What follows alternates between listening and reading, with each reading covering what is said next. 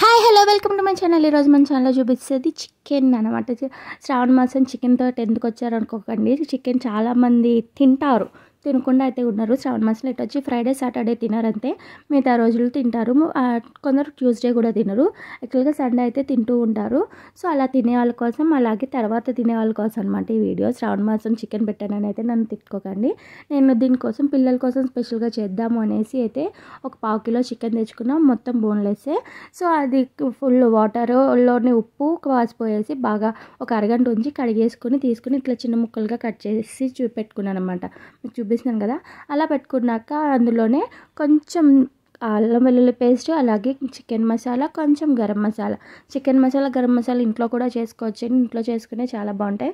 కానీ నేను వండేది అప్పుడప్పుడు వండుతాను కాబట్టి నేనైతే బయట నుంచే కొంటాను. ఎందుకంటే రెగ్యులర్గా చేసే వాళ్ళకైతే ఎక్కువ పడుతుంది, కానీ అప్పుడప్పుడు చేసే వాళ్ళకి తక్కువే కదా పట్టేది. ఆ తక్కువ కోసం మళ్ళీ అంత ప్రొసీజర్ చేయలేక నేను చిన్న ప్యాకెట్స్ తెచ్చుకుంటాను. సో ఇవి వేసాక కొంచెం పసుపు, అలాగే రుచికి సరిపడా ఉప్పు వేయాలి. కారం, ఈ కారం కూడా మీరు తినాలంటే ఎక్కువ వేసుకోవచ్చు. మా పిల్లలు అయితే ఎక్కువ తినరు కాబట్టి నేనైతే కొంచెం వేసాను కారం. మీకు లేదు స్పైసీ తింటారు అంటే కూడా ఎక్కువ వేసుకోవచ్చు. చూసారు కదా, ఇలా మొత్తం అన్నీ వేసుకున్నాక బాగా అయితే కలపాలన్నమాట.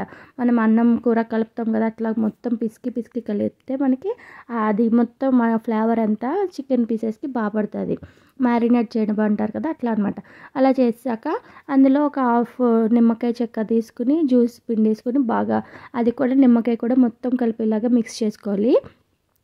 గింజలు అవి ఉంటే మాత్రం తీసేసుకొని నిమ్మకాయలోని, ఎందుకంటే అవి మధ్యలో పిల్లలకి వచ్చినా చేదుగా ఫీల్ అవుతారు. మనమైతే పెద్దవాళ్ళని తింటాం, పెద్దవాళ్ళకి అయితే ఏ ప్రాబ్లం ఉండదు. పిల్లల కోసం స్పెషల్గా చేసినప్పుడు మాత్రం ఇలాంటి చిన్ని జాగ్రత్తలు తీసుకోవాలన్నమాట. సో ఇలా కలిపేసుకున్నాక ఒక 1/2 అవర్ అయితే పక్కన పెట్టేసుకున్నాను. ఇప్పుడు ఒక బాండీలో ఆయిల్ తీసేసుకున్నాను. ఆయిల్ కొంచెం హీట్ అయ్యాక కరివేపాకు వేసేసుకున్నాను.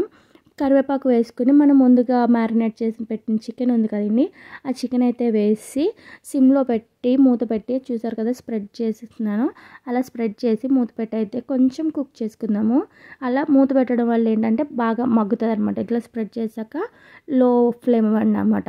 హైలో పెట్టద్దు, మీడియం కాదు, లో ఫ్లేమ్లో కుక్ చేస్తే చాలా బాగుంటుంది. చూసారు కదా, వాటర్ కూడా మనం ఏమీ వేయకుండా ఎంత వాటర్ వచ్చిందో ఇంకా వస్తుంది. అది ఇంకా హాఫే కుక్ అయింది కాబట్టి ఇంకా కుక్ అవ్వాలి.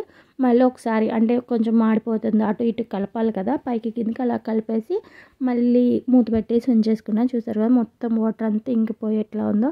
టేస్ట్ అయితే అదిరిపోద్దండి, పిల్లలకైతే బాగా నచ్చుతుంది. డీప్ ఫ్రై కంటే కూడా ఇలా చేస్తే బాగుంటుంది. డీప్ ఫ్రై చేసినప్పుడు ఆయిల్ కంటెంట్ ఎక్కువ తీసుకుంటారు.